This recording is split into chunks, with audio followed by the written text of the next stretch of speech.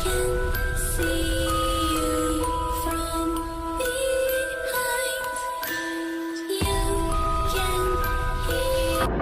Hello दोस्तों, आज जो मैं कहानी आप लोगों के सामने लेके आया हूँ, ये एक सीमा नाम की लड़की के साथ घटी हुई सच्ची भूतिया घटना की कहानी है। ये कहानी मुझे किसी और ने नहीं, सीमा के ही एक दोस्त ने सुनाई थी।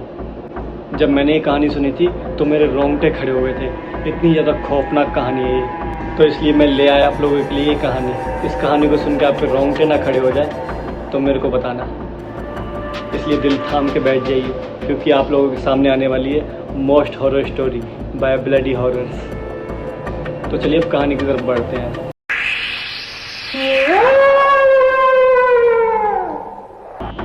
सीमा नाम की एक लड़की थी जो अपनी नर्सिंग की पढ़ाई कर रही थी और यूपी के एक छोटे से गांव में रहती थी। ये गांव काफ़ी ज़्यादा छोटा था और इस गांव में लगभग ना के बराबर फैसिलिटीज़ थी। तो जो सीमा थी वो अपनी नर्सिंग की पढ़ाई किसी आउटर एरिया में कर रही थी और उसका लगभग ये फाइनल ईयर चल रहा था। उसकी 4 से 5 महीने में अब ये कोर्स ख़त्म ही होने वाला था। तो अब आ जाते हैं 4 से 5 महीने बाद। 4 से 5 महीने बाद जब इसका कोर्स ख़त्म हो जाता है तो अब थी इसको जॉब की तलाश। तो ये अपने जॉब के लिए काफ़ी जगहों पे इंटरव्यू देती है, काफ़ी हॉस्पिटल में इंटरव्यू देती है, लेकिन इसका कहीं पे सिलेक्शन नहीं हो पा रहा था, क्योंकि ये एज ए अभी फ्रेशर थी। तो फ्रेशर होने की वजह से इसका कहीं पे भी अभी सिलेक्शन नहीं हो पा रहा था। ऐसा करते करते इसको 4 से 5 दिन हो जाते हैं अपनी जॉब ढूंढते ढूंढते, लेकिन इसको कहीं पे भी जॉब नहीं मिलती। अब ये लगभग इसका रूटीन सा बन गया था। ये डेली सुबह उठती, नाश्ता करती और निकल जाती अपनी जॉब ढूंढने के लिए। फिर एक दिन की बात है, इसके एक दोस्त का इसके पास फ़ोन आता है। वही दोस्त जिसने मेरे को ये कहानी भेजी है, उसी दोस्त की बात कर रहा हूँ। उसका फ़ोन आता है इनके पास। तो ये बातों ही बातों में उसको अपनी सारी परेशानी बता देती है कि ऐसे ऐसी मेरी जॉब नहीं लग पा रही कहीं पे। तो इनका जो वो दोस्त था वो कहता है बस इतनी सी बात है, और इतना कह के वो इनको किसी का नंबर दे देता है, किसी हॉस्पिटल मैनेजमेंट वालों का। वो और कहता है यहाँ पे जाके इंटरव्यू दिया ना, तुम्हारा सिलेक्शन हो जाएगा, 101% हो जाएगा। और जब इन्होंने उस हॉस्पिटल में कॉल किया बात करने के लिए, कि हॉस्पिटल का मतलब एड्रेस लेने के लिए, तो इनको पता चलता है कि ये जो हॉस्पिटल है ये जहाँ पे पढ़ाई करती हैं उस जगह से और ज़्यादा आउटर इलाके में है। लेकिन इनको तो चाहिए थी अब जॉब, तो ये ज़्यादा कुछ सोचती नहीं है, चली जाती है इंटरव्यू के लिए। जब ये हॉस्पिटल पहुँचती है तो हॉस्पिटल देख के इनका दिमाग ख़राब हो जाता है कि कैसा हॉस्पिटल है ये। बिल्कुल खंडहर जैसा हॉस्पिटल था, मतलब ये पुराने ज़माने की याद दिलाता है, ऐसा हॉस्पिटल था ये। इसकी दीवारें बिल्कुल जर्जर हालत में थी और दीवारों पर दरारें पड़ रही थी, ऐसा हॉस्पिटल था ये। लेकिन सीमा इन सब चीज़ों को इग्नोर करती हैं और अपना इंटरव्यू देने लगती हैं, और इनका इंटरव्यू में सिलेक्शन भी हो जाता है। फिर ये काफ़ी ज़्यादा खुश हो जाती हैं कि फाइनली मेरा सिलेक्शन हो गया है। और जो इंटरव्यूअर था, इन्होंने इसको कहा था कि आप कल से ज्वाइन कर सकती हैं हमारी फैसिलिटी में। तो ये अगले दिन से हॉस्पिटल जाने लगती हैं और जो भी फैसिलिटी थी उसमें ड्यूटी करने लग जाती हैं। इनको हॉस्पिटल में काम करते हुए 4 से 5 दिन ही हुए थे कि इनको उड़ते उड़ते कानों में एक अफवाह सुनाई देती है कि इस हॉस्पिटल में जो आईसीयू है, इस आईसीयू में अजीबोगरीब घटनाएं होती है रात के समय। काफ़ी स्टाफ बताते हैं इसको कि यहाँ पे किसी आत्मा या बुरी शक्ति का वास है आईसीयू में, और अगर किसी पेशेंट के हाथ में इनको पीले रंग का रुमाल दिखे तो उस रुमाल को हाथ नहीं लगाना है, चाहे कुछ भी हो जाए। तो सीमा के बारे में एक बात बता दूं मैं आपको, सीमा जो थी वो भूत प्रेतों पे बिल्कुल यकीन नहीं करती थी, और ना उन्होंने कभी ऐसा कुछ एक्सपीरियंस किया था अपनी लाइफ में। तो इस वजह से इनको इन सब चीज़ों पे बिल्कुल भी यकीन नहीं था। तो ये सोचती हैं कि ये सब बातें स्टाफ सिर्फ मेरे को डराने के लिए कह रहा है, ऐसी बातें, ऐसा कुछ भी नहीं है यहाँ पे। अब इनको काम करते करते लगभग यहाँ पे 5 से 6 महीने हो जाते हैं, लेकिन इनको अभी तक ऐसी कोई भी घटना देखने को नहीं मिली थी अपनी आंखों से कि ये इन सब चीज़ों को सच मान सकें। और ना ही इनकी ड्यूटी एक भी बार आईसीयू डिपार्टमेंट में लगी थी इतने दिनों में। तो इसी तरह एक दिन इनकी डे शिफ्ट चल रही थी। तो जो हॉस्पिटल का मैनेजमेंट वाला स्टाफ होता है, मैनेजर होता है जो, वो इनको कहता है कि तुम्हें कल से नाइट शिफ्ट में आईसीयू डिपार्टमेंट में काम करना है। तो ये सुन के ये काफ़ी ज़्यादा खुश हो जाती है, काफ़ी ज़्यादा एक्साइटेड हो जाती है कि मेरी ड्यूटी अब आईसीयू डिपार्टमेंट में लगेगी और मेरे को कुछ नया एक्सपीरियंस करने को मिलेगा। फिर वो जल्दी से अपनी ड्यूटी ख़त्म करके अपने घर जाती हैं, अपने घर वालों को पूरी बात बताती हैं कि ऐसे ऐसे मेरी ड्यूटी है, कल से नाइट शिफ्ट में है और आईसीयू डिपार्टमेंट में है। इसलिए वो दिन में ही सो जाती हैं ताकि वो पूरी रात जाग के ड्यूटी कर सकें। तो अभी इनको सोए हुए 2 से 3 घंटे हुए थे कि इनको एक सपना आता है। ये सपने में देखती हैं कि अपने आईसीयू में बैठी पड़ी हैं, डेस्क पे काम कर रही हैं और तभी इनको सामने से एक बहुत डरावनी परछाई इनके पास आते हुए दिखती है और वो परछाई तुरंत फटाक से इनके पीछे से जाती है और इनका गला दबा लेती है। उस परछाई ने इनका गला इतनी तेज़ दबाया था कि इनको सांस लेने में काफ़ी ज़्यादा दिक्कत हो रही थी। ये अचानक झटके से उठती है, हाँफते हुए कहती है, ये एक सपना था। ये कैसा सपना था जो बिल्कुल हकीकत जैसा लग रहा था। और फिर जब ये टाइम की तरफ ध्यान देती हैं तो लगभग रात के 8:30 बज चुके थे और इनकी जो ड्यूटी का टाइम था वो लगभग था रात के 10 बजे से सुबह 9 बजे तक का। तो ये जल्दी से उठती हैं, अपना डिनर करती हैं, रेडी होती हैं और निकल जाती हैं हॉस्पिटल के लिए। जब ये हॉस्पिटल पहुंचती हैं तो सीधा आईसीयू डिपार्टमेंट में घुस जाती हैं खुशी खुशी, क्योंकि काफ़ी ज़्यादा एक्साइटेड और काफ़ी ज़्यादा खुश थी। लेकिन इनको पता नहीं था इनके साथ पहले दिन ही ऐसी घटना हो जाएगी जो इनकी खुशी को दुख और डर के सन्नाटे से भर देगी। तो जब ये आईसीयू डिपार्टमेंट में पहुंचती हैं तो देखती हैं वहाँ पे 4 पेशेंट एडमिट है और उनमें से जो एक पेशेंट है उसकी हालत काफ़ी ज़्यादा क्रिटिकल थी और वो बिल्कुल बेहोश की हालत में था और उस पेशेंट के बचने की उम्मीद ना के बराबर थी। जब सीमा आईसीयू के दूसरे स्टाफ से हैंड ओवर ले रही थी आईसीयू का कि कौन से पेशेंट को कौन सा ट्रीटमेंट चल रहा है, कौन से पेशेंट को कौन सी दवाइयाँ चल रही है, तभी ये नोटिस करती हैं वो जो पेशेंट सबसे ज़्यादा क्रिटिकल है, जो बेहोशी की हालत में पेशेंट, उसके हाथ में एक पीले रंग का रुमाल रखा हुआ है। तो ये इनको काफ़ी ज़्यादा ऑकवर्ड लगता है कि इसके हाथ में ऐसे पीले रंग का रुमाल क्यों है। तभी इनको माइंड में ध्यान आता है कि मैंने भी ऐसी अफवाह के बारे में सुना है कि ऐसे पीले रंग के रुमाल वाला जब कोई पेशेंट दिखे तो उस रुमाल को हाथ नहीं लगाना है। लेकिन जो सीमा थी इनको इन सब चीज़ों पे यकीन नहीं था, तो ये डिसाइड करती हैं कि उस रुमाल को ये हटा के उसके हाथ से कहीं साइड में रख देती हैं। तो ये जैसे ही रुमाल को छूने जाती हैं वैसे ही पीछे से भागते हुए दूसरी नर्सिंग स्टाफ आती है और उनको रोक देती है। जब सीमा इनसे रोकने की वजह पूछती है कि तुमने मेरे को क्यों रोका भाई, तो इस पर वो नर्स इनसे क्रॉस क्वेश्चन कर देती है कि तुम यहाँ पे कितने टाइम से काम कर रही हो। तो सीमा बताती है कि मेरे को यहाँ पे काम करते हुए 5 से 6 महीने हो गए। तो वो नर्स कहती है इनसे कि तुमने यहाँ पे सुना नहीं है कि आईसीयू में ऐसे ऐसी घटनाएं होती हैं, तुम्हें पता नहीं है कि अगर पीले रंग का रुमाल किसी के हाथ में दिखे तो उसको हाथ नहीं लगाना है।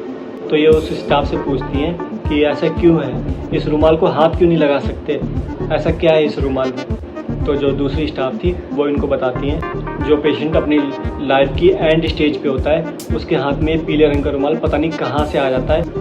आज तक ये अभी तक पता नहीं चला है कि ये रुमाल आज तक उनके पास आता कहाँ से है। और जिस किसी के हाथ में भी ये पीले रंग का रुमाल दिखता है वो पेशेंट आज तक हमारे हॉस्पिटल में बच नहीं पाया है। और ये पीले रंग का रुमाल उसी पेशेंट के हाथ में दिखता है जो अपनी लाइफ की एंड स्टेज पे होता है। उस टाइम सीमा उस नर्स की बात को मान लेती है कि कोई बात नहीं, छोड़ो, इग्नोर करो, ये नहीं लगाती हाथ, कोई बात नहीं। और फिर वो स्टाफ अपना हैंड ओवर ख़त्म करके अपना हैंड ओवर देके चली जाती है, घर की तरफ निकल जाती है अपने। और अब सीमा यहाँ पे आईसीयू डिपार्टमेंट में अकेले थी और जो आईसीयू में डॉक्टर कैबिन होता है, डॉक्टर कैबिन में एक आरएमओ बैठा हुआ था। अभी अपना काम करने लग जाती हैं, जो भी डॉक्टर्स ने ट्रीटमेंट लिखा था वो ट्रीटमेंट पेशेंटों को देने लग जाती हैं। और ट्रीटमेंट देने के बाद ये अपने जाके डेस्क पे बैठ जाती हैं अपना फाइल वर्क करने के लिए। और फाइल वर्क करते करते कब आधी रात हो जाती है इनको पता ही नहीं चलता कि कब आधी रात हो गई। तभी अचानक से इनको महसूस होता है कि आईसीयू का जो टेम्परेचर है वो काफ़ी ज़्यादा डाउन जा रहा है, काफ़ी ज़्यादा कम हो गया है। तो इनको ठंड लगने लग जाती है। तो ये उठती हैं, वो जो आईसीयू डिपार्टमेंट का एसी होता है उसको बंद कर देती हैं और फिर जाकर अपने डेस्क पे बैठ के काम करने लगती हैं। लेकिन काम करते करते कुछ ही टाइम हुआ होगा कि इनको फिर से महसूस होता है कि टेम्परेचर अभी भी और डाउन जा रहा है, कम होने का नाम ही नहीं ले रहा टेम्परेचर। अब इनको बहुत तेज़ ठंड लगने लगती है, ये ठंड से ठिठुरने लगती हैं बिल्कुल। तभी जिस पेशेंट की हालत सबसे ज़्यादा क्रिटिकल थी उस पेशेंट के बेड की तरफ से इनको अजीब सी आवाज़ आने लगती है। ये जाती हैं उस पेशेंट के पास तो देखती हैं वो पेशेंट ठंड से बिल्कुल काँप रहा है और उस पेशेंट की सांसें भी काफ़ी तेज़ चल रही है। ऐसे जो सांस लेते मतलब ऐसे उसकी सांसें, और वो काँपते काँपते कुछ तो बड़बड़ा रहा था। सीमा को ये बहुत अजीब लगता है। वो जाती हैं उसके पास, कान लगा के सुनने की कोशिश करती है। तो वो जो बड़बड़ा रहा था वो कह रहा था रुमाल को मत छूना, रुमाल। ऐसे करके वो बड़बड़ा रहा। सीमा बहुत ज़्यादा घबरा जाती है उसकी ये सब बातें सुन के और उसको समझ नहीं आता कि आगे क्या करे।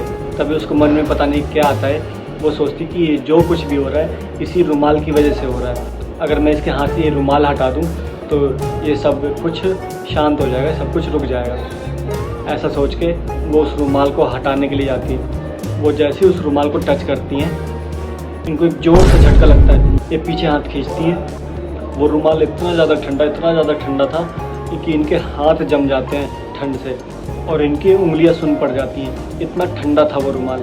उसी टाइम ये अपना फ़ोन उठाती हैं और डॉक्टर को कॉल मिला देती हैं बुलाने के लिए कि ऐसा ऐसा हो रहा है इस पेशेंट के साथ। लेकिन ये ध्यान देती हैं कि इनके फ़ोन में बिल्कुल भी नेटवर्क नहीं आ रहा। ये सोचती हैं कि ये बहुत अजीब है, अभी तो मेरे फ़ोन में काफ़ी अच्छा नेटवर्क था, अब ये नेटवर्क क्यों नहीं आ रहा। इतने में पेशेंट ज़ोर ज़ोर से चीख मारने लगता है, ज़ोर ज़ोर से चीख मारते हुए अपना दम वहीं तोड़ देता है। जैसे ही वो पेशेंट अपना दम तोड़ता है वैसे ही आईसीयू की सारी लाइटें ब्लिंक करने लग जाती हैं। जैसे ही सारी लाइटें ब्लिंक करती हैं, सीमा को लगता है कुछ तो गड़बड़ है, यहाँ से भागना पड़ेगा।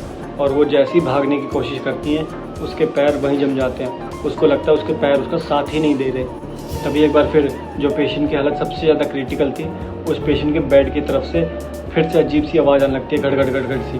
तो ये उस तरफ देखती हैं कि आखिर माजरा क्या चल रहा है। तो ये लिटरली देखती हैं वो जो पेशेंट था वो अपने बेड से लिटरली हवा में उड़ रहा था। और उसी टाइम वो देखती हैं कि एक काली सी बहुत भयानक, बहुत डरावनी परछाई उस पेशेंट की तरफ बढ़ रही है। और ये परछाई हूबहू बिल्कुल ऐसे ही दिख रही थी जैसा इन्होंने एज इट इज़ अपने सपने में देखा था। जो इनका गला दबाने की कोशिश कर रही थी परछाई, हूबहू बिल्कुल ऐसे ही दिख रही थी वो। तो ये बहुत ज़्यादा घबरा जाती और ज़ोर ज़ोर से चीखने लग जाती हैं। लेकिन इनको ये समझ नहीं आ रहा था कि बगल में जो कैबिन है वहाँ तक इनकी आवाज़ क्यों नहीं जा पा रही। जो आरएमओ डॉक्टर बैठे हुए वहाँ पे, उन तक इनकी आवाज़ क्यों नहीं जा पा रही और वो भाग के क्यों नहीं आ जाते मेरे पास ताकि मेरे को इस कंडीशन से निकाल सके। और वो डरावनी सी परछाई उस पेशेंट की तरफ लगातार बढ़ रही थी। जैसे ही वो उस पेशेंट के पास पहुँचती है परछाई, ये देखती हैं कि उस पेशेंट के अंदर से एक सफ़ेद रंग का धुआं निकल रहा है। लिटरली ये सब कुछ इनके आंखों के सामने हो रहा था।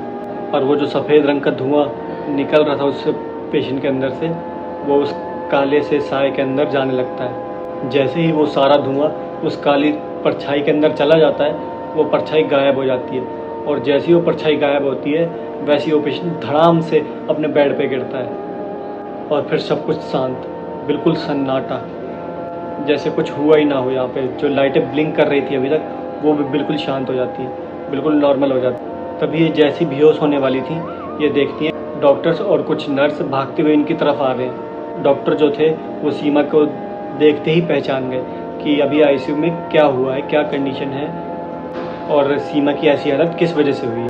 ये लोग सीमा को उठाते हैं और वहाँ पे जो आईसीयू में दूसरा बेड खाली था वहाँ पे लेटाते हैं और उसको पानी वानी पिलाते हैं, शांत करते हैं। वो अभी भी डर से काफ़ी ज़्यादा कांप रही थी, काफ़ी ज़्यादा घबरा चुकी थी वो इस इंसिडेंट से। फिर जब डॉक्टर उस मरीज़ के पास जाते जो पेशेंट था, जो अभी एकदम तोड़ चुका था, तो वो देखते हैं कि ये पेशेंट अब नहीं रहा और वो जो उसके हाथ में पीले रंग का रुमाल था वो भी पता नहीं कहाँ गायब हो गया। ये मिस्ट्री आज तक बनी हुई है कि वो पीले रंग का रुमाल आता कहाँ से है और चला कहाँ जाता है। ये कौन सी ऐसी शक्ति से जुड़ा हुआ है जिसकी वजह से ये हमारे जो डिपार्टमेंट है, आईसीयू डिपार्टमेंट, इसमें आता है और ऐसे गायब हो जाता है।